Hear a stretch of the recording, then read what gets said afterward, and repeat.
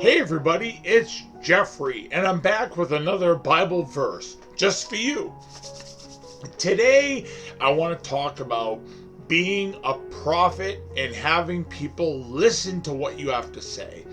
Growing up, when I was a young man, people saw how immature I was.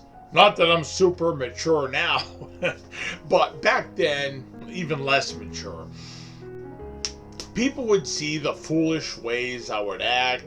They'd see the childlike things I would do. They'd hear the stupid things I would say. They'd see my anger. They'd see all my faults.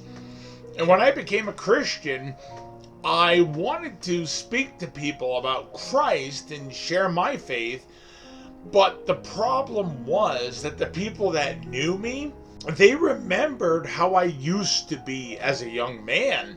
They didn't want to listen because they were like, well, I remember when you did this, and I remember when you did that.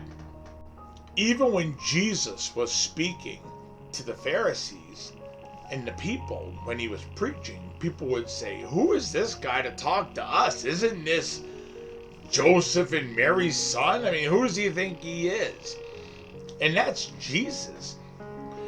So how do we expect to get through to people when people look at us and say, I know that guy, Jeff over there, he did all these things wrong. This guy is a total hypocrite. Why would I listen to anything he has to say? And I do see that point. Now, of course, with Jesus being the Son of God and being God incarnate, they should have listened. But I'm talking about us as people.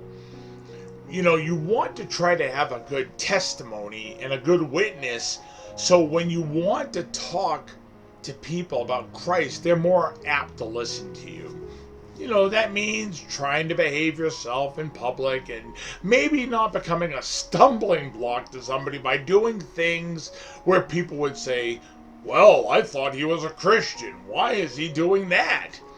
And they do have a point. You want your testimony and your way of life to match what you're trying to say and convey to people about Jesus in the Bible.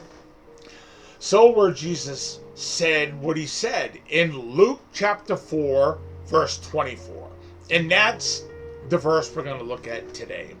And it reads, and he said, verily I say unto you, no prophet is accepted in his own country.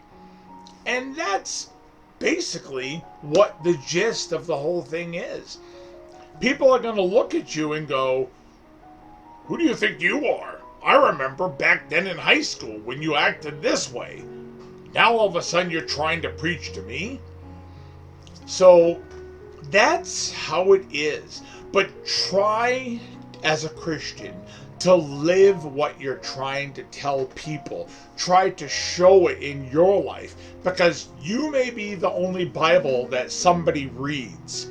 A lot of people might not want to read the Bible or come to Christ, so they might need to see how you live your life. So they might say, hey, that guy's a Christian. I want what he's doing. I want what he has, because he's happy and he seems content and he seems assured in his salvation.